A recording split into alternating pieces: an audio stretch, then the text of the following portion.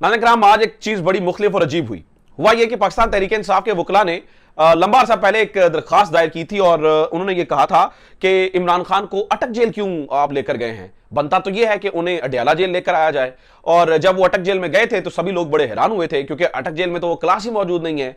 तो अटक जेल रखने का मकसद क्या? ना तो अटक जेल की सिक्योरिटी अडयाला जेल जैसी है, तो अटक जेल क्यों गए थे? ये सबको आपको पता है, ये मौक़िफ़ था तहरीक इंसाफ के वकला का कि उन्हें अडयाला जेल में रखना चाहिए। लेकिन आज बड़ा एक मुख्तलिफ चीज हुई।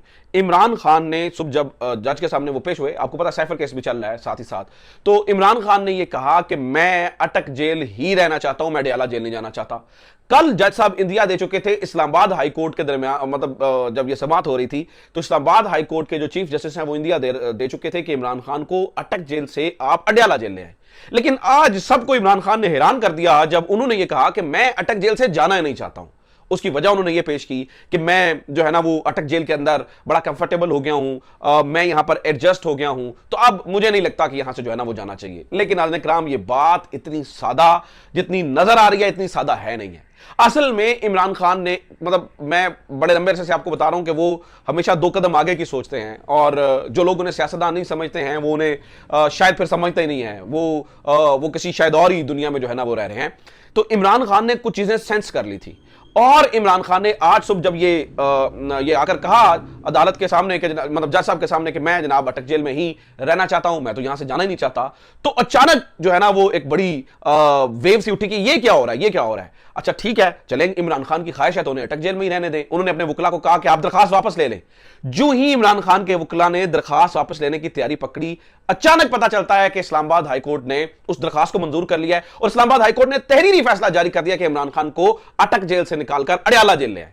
अब ये क्या कहानी है, इसके पीछे क्या चक्कर है? जब इमरान खान कह रहे थे कि मुझे अटक नहीं अडयाला जेल भेजो, तब फैसला महफूज हुआ था, तब जो है ना वो मामला ये है कि लंबा अरसा तक जो है ना वो महफूज रहा। जब अचानक इमरान खान कह रहे हैं कि मैं अडयाला नहीं अटक जेल जाना चाहता हूं, तो अचानक ये फैसला कैसे आ गया? लगता यह है नाज़रीन किराम कि इमरान खान और चीफ जस्टिस आमिर फारूक के दरमियान एक 36 का आंकड़ा है। बातें इतनी सादा नहीं है।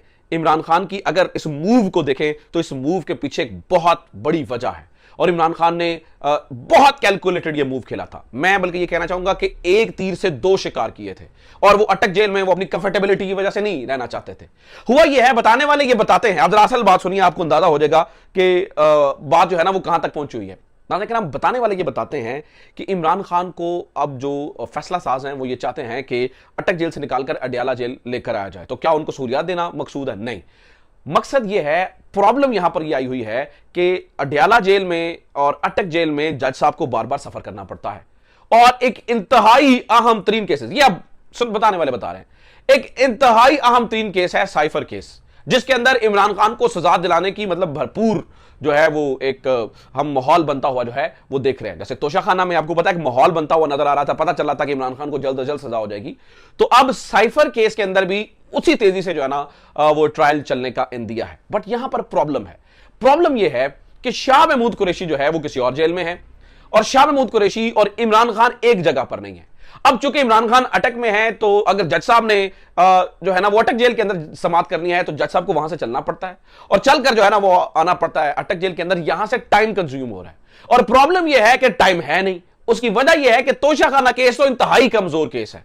वो तो 2-3 अगर सही मेरिट पर दरखास्त सुनी जाती है तो 2-3 पेशियों के अंदर ही जो है वो केस जो है ना वो उड़ता हुआ आपको नजर आएगा। ऑलरेडी उस केस में इमरान खान को जो है वो जमानत भी मिल चुकी है। तो किसी एक और तगड़े केस के अंदर, किसी बहुत ही तगड़े केस के अंदर जो है वो इमरान खान की गिरफ्तारी जो है ना वो डालनी मकसूद है, तो या मतलब इमरान खान को सजा दिलवाना मकसूद है, जो भी एक माहौल नजर आ रहा है। उसके लिए जो सबसे अहम तरीन केस है वो साइफर केस है।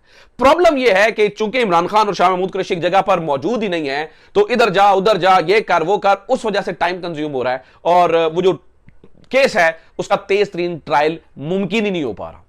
लिहाजा इमरान खान का अडयाला जेल में होना बड़ा जरूरी है।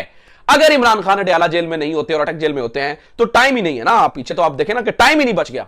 आप चेक करें कि मामला तो यह है कि अगर जनवरी के अंदर इलेक्शन होने हैं तो उससे पहले कुछ ना कुछ तो करना है ना, तो टाइम नहीं बचा, लिहाजा ये की कोशिश की जा रही है। एक और नाज़रीन किराम, इस चीज को इमरान खान ने सेंस किया था, और इसी चीज पे इमरान खान ने कहा नहीं, मैं ऐसे ही अटक जेल ही ठीक हूं।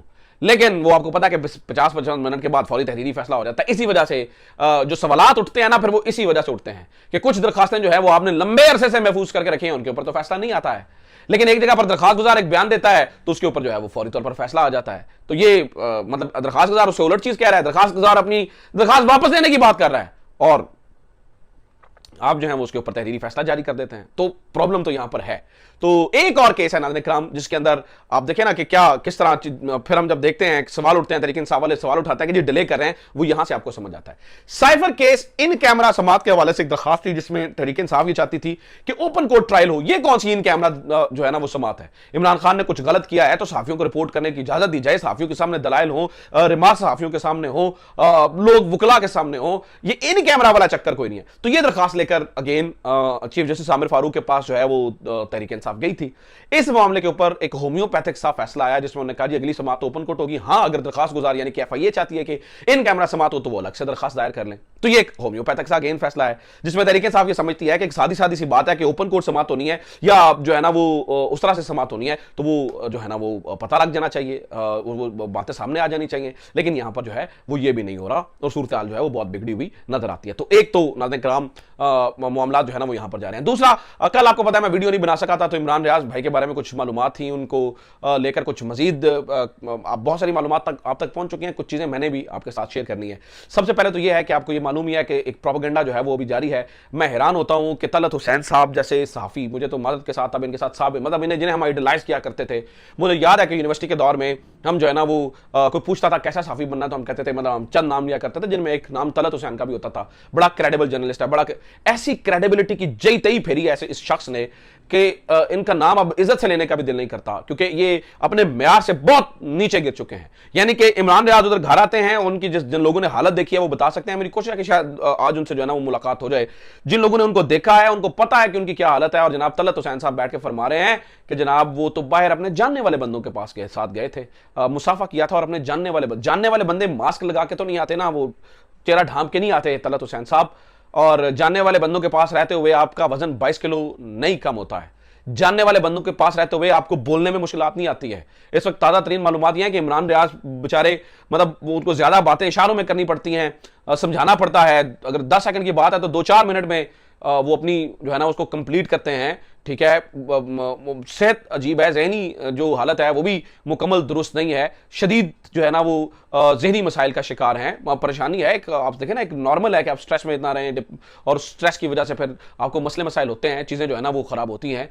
तो तलत हुसैन जैसे लोगों को शर्म नहीं आती है, ये मुझे माजरत के साथ कहने दीजिए। मैं इनकी बड़ी इज्जत किया करता था लेकिन ये काली भेड़ी हैं। भेड़ों की जगह मैं लफ्ज़ कुछ और इस्तेमाल करना चाहता था लेकिन शायद मेरी तमीज़ और तरबियत इजाज़त नहीं देती कि मैं ऐसे लोगों के खिलाफ कुछ इस तरह का अल्फाज भी बयान करूं। लेकिन शर्म आनी चाहिए, शर्म आनी चाहिए। अगर किसी के साथ होने वाले जुल्म को कंडेम नहीं कर सकते तो अपनी जुबान तो बंद कर सकते हो, अपनी बकवास तो बंद कर सकते हो, बकवास तो ना किया करें। मतलब थोड़ा सा अपनी हदूदों कुयूद में रहें, अपनी हदूदों कुयूद को पहचानें और थोड़ी सी शर्म का जो है वो यहां पर मुजाहिरा करें। कुछ थोड़ी सी अगर कोई गैरत बच गई है तो उसका जो है ना वो मुजाहरा करें। मुकम्मल मेरे ख्याल से बेगैरतों वाले काम अच्छे नहीं होते हैं। तो ये अब तक की मालूमात है। अपना ख्याल रखिए। खुदा हाफिज़। पाकिस्तान जिंदाबाद।